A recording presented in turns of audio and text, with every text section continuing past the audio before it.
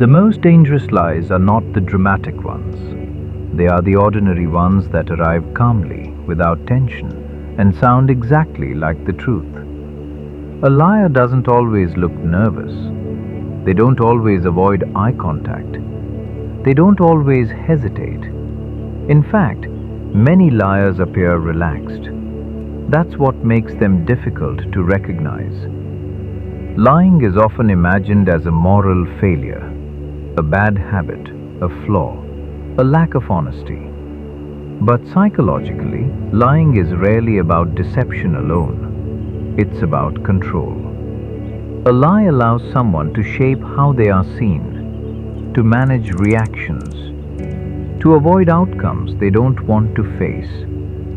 For some people, lying begins as protection, a small adjustment to the truth, a detail left out, a version that feels easier to live with.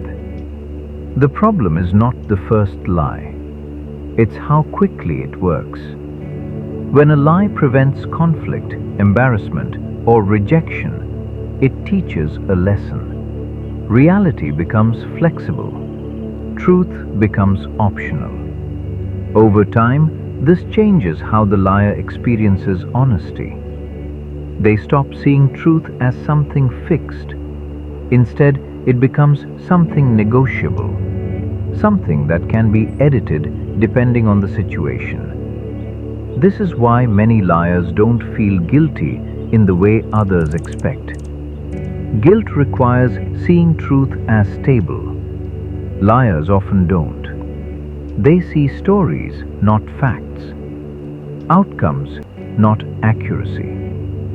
Another misunderstanding is that liars are always aware of what they're doing. Some are, others aren't.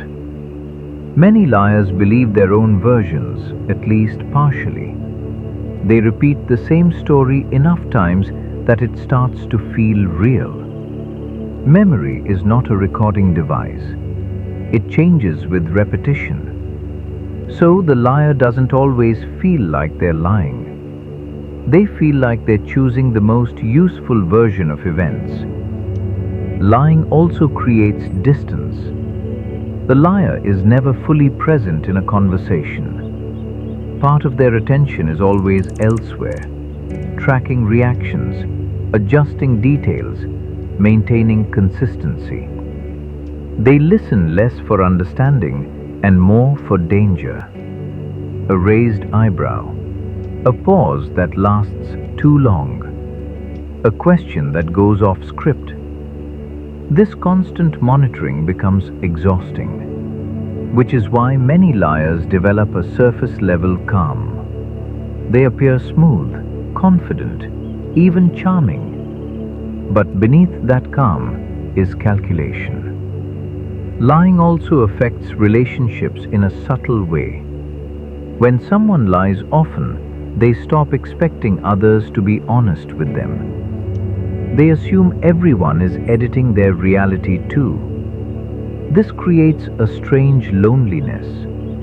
Because if no one is fully honest, then no one is fully known. The liar may appear socially skilled, but emotionally distant.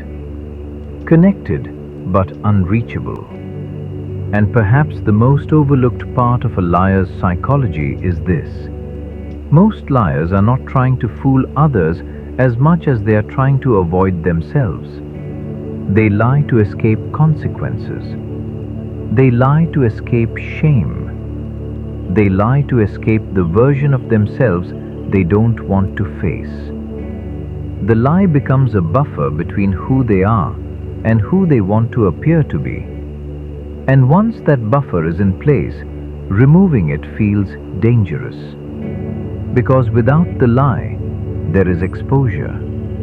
And exposure feels far riskier than dishonesty. A lie does not stay isolated. Once it exists, it changes the way the liar moves through the world. Every interaction becomes conditional. Every conversation carries risk. Every relationship requires maintenance. This is because a lie creates two realities at once. the one that actually happened and the one that must be protected. Living between those two realities reshapes behavior. Liars often develop strong memory for detail, not because they are attentive, but because inconsistency is dangerous. They remember what they said, to whom, and when. They replay conversations, scanning for cracks. This doesn't always look like stress. Often, it looks like control. They steer conversations away from certain topics. They answer questions indirectly. They offer extra information when none was asked, not to clarify, but to guide interpretation. This is not accidental. Lying turns communication into strategy. Over time, this changes how the liar experiences other people. People are no longer partners in truth. They become variables. Reactions are measured. Trust is calculated. Closeness is managed carefully.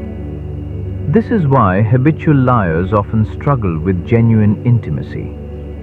To be close to someone requires consistency, and consistency is difficult when reality keeps shifting. There is also a paradox in how liars view honesty. Many liars believe honesty is dangerous, not because truth is harmful, but because it removes leverage. Truth limits options. It closes doors. It demands accountability. A lie keeps things open. This is why some liars feel trapped when they try to stop. Honesty feels like loss. Loss of control. Loss of image. Loss of protection. Another overlooked effect is how lying reshapes self-perception. When someone lies repeatedly, they begin to define themselves by performance rather than substance. Who they are becomes less important than how they are seen. They may ask, did it work? Did they believe me? Did I get away with it? These questions replace deeper ones. Over time, the liar can lose access to a stable sense of self. If identity is constantly edited, it becomes difficult to know what's real. This can create an inner emptiness, not because the liar lacks depth, but because they rarely allow themselves to exist without correction. Some liars feel relief when alone. No story to maintain, no reactions to manage, no version to uphold. But that relief is temporary, because isolation also removes validation. And liars, more than most, depend on feedback.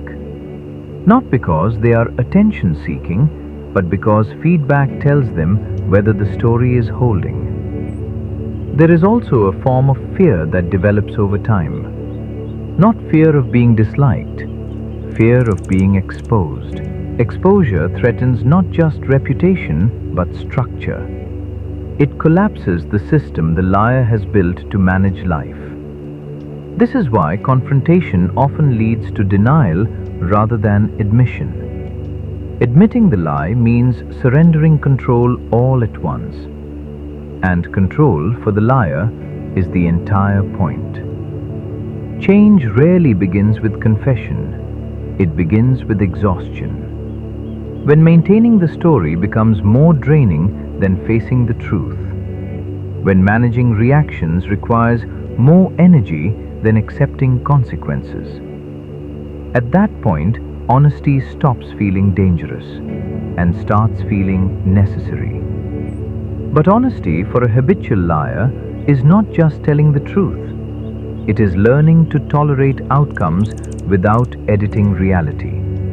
It means allowing discomfort to exist without trying to erase it. It means accepting that truth cannot always be shaped. For some, this is liberating. For others, it is terrifying. Because without the lie, there is no buffer, only reality, and the self within it. And that is where the real work begins.